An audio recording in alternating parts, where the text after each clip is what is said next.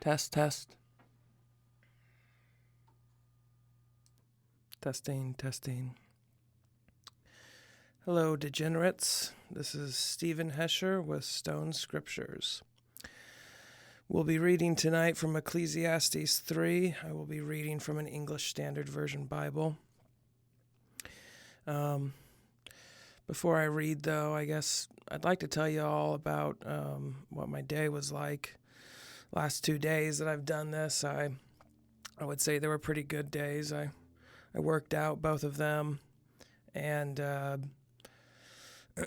just really makes you feel well. Makes you feel good getting out and moving your body around.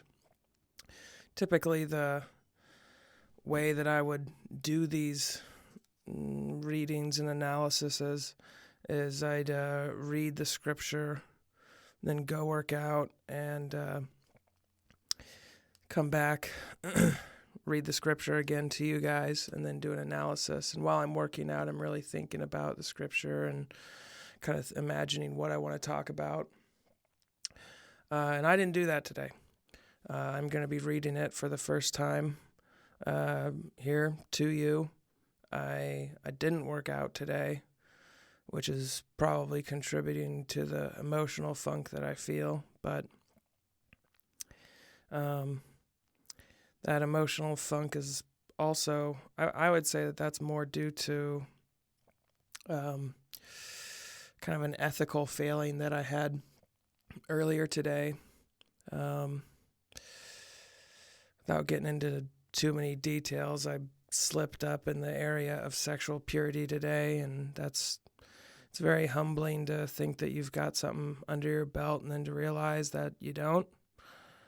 And then on top of that, I went to Bible study this evening, and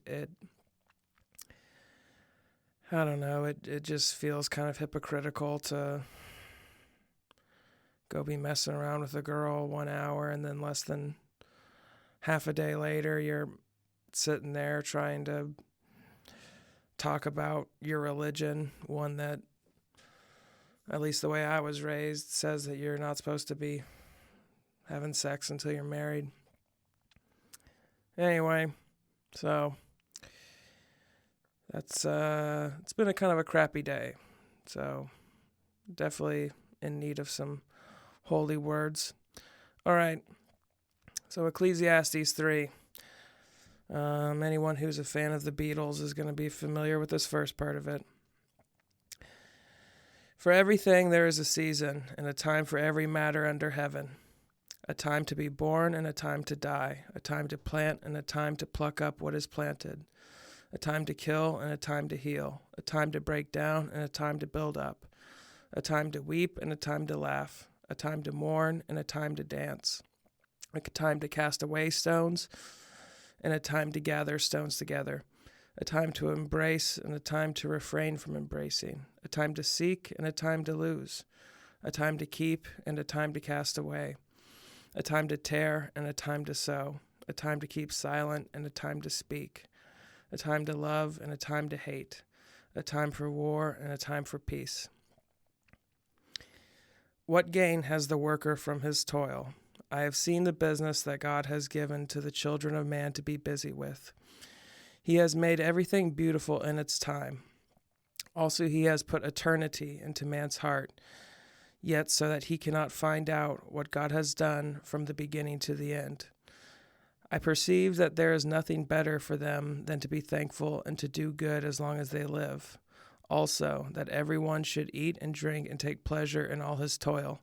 This is God's gift to man. I perceive that whatever God does endures forever. Nothing can be added to it, nor anything taken from it. God has done it so that people fear before him. That which is already has been. That which is to be already has been, and God seeks what has been driven away. Moreover, I saw under the sun that in the place of justice even there was wickedness, and in the place of righteousness even there was wickedness. I said in my heart, God will judge the righteous and the wicked, for there is a time for every matter and for every work. I said in my heart with regard to the children of man that God is testing them, that they may see that they themselves are but beasts.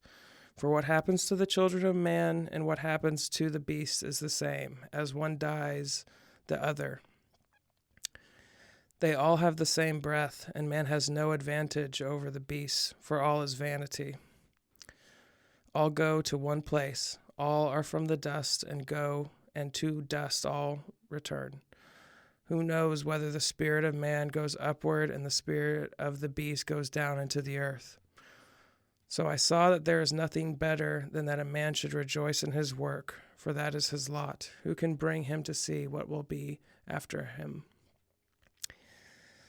So the first part of this is kind of asking the reader to, my gimmick. I forgot to do a couple puffs earlier. I'll indulge you now.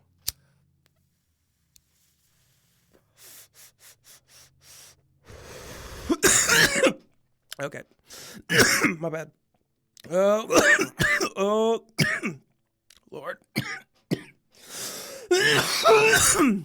This is Gorilla Glue.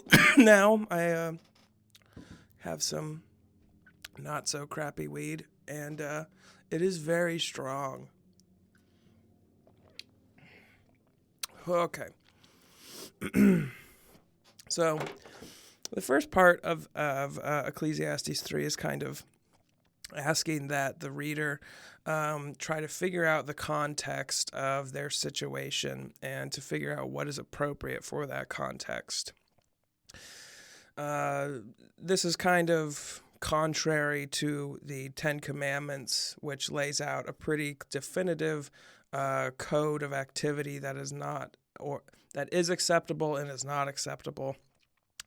This kind of this section here in Ecclesiastes almost feels kind of like if one were to analogize parts of Scripture with physics theories. I would say that the Ten Commandments is kind of like Newtonian physics, and Ecclesiastes 3 is kind of like Einsteinian physics, or the theory of relativity, because it says that there's a time to kill, there's a time to heal. The Ten Commandments straight up says, "Thou shalt not kill." So yeah, this kind of is saying, hey, there are times that are appropriate to do certain behaviors that in almost every other time would be wrong. It's saying that you need to take responsibility for understanding where you are in time and figuring out what behavior is appropriate for that. Excuse me. And then after the first part of chapter 3, the God-given task part, I mean, it sort of seems like the author is mostly just bemoaning the same stuff that he did in the last chapter with the futility of toil, I believe is what it were, the vanity of toil, excuse me. That's basically what it's doing. From dust to dust. This one is, again, trying to place the perspective of the end on the reader, reminding you that for all our sophistication and all of our wondrous aspects, man is little more than beasts, and that we all die and rot and return to the soil. And it even kind of is almost raising some cosmological questions, or questions about the afterlife when it says, who even knows whether the spirit of man goes up and the spirit of the beast goes down? It's like, yeah, who even knows? Maybe the pets are actually going to heaven. Maybe man doesn't even, go anywhere afterwards. And I do think that there is an afterlife, or another plane that we ascend to. And maybe there are animals there, maybe there aren't. kind of like this passage here. I have uncertainty about what comes after here. I kind of feel like we shouldn't think about what comes after this life too much while we're in this one, to be honest. I think that we should try to stay present and figure out what our labors in this world are supposed to be.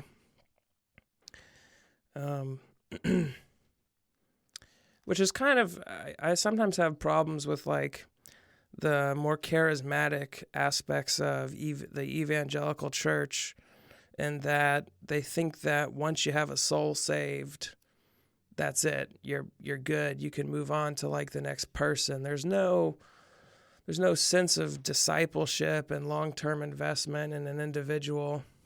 It's probably because you can't grow a huge number of people in your church if you're spending so much time on each of them. And a lot of the big mainstream evangelical churches are more concerned with the money that they're bringing in than the actual end destination of the souls, but what those souls do in this world. They don't seem to worry so much about that aspect.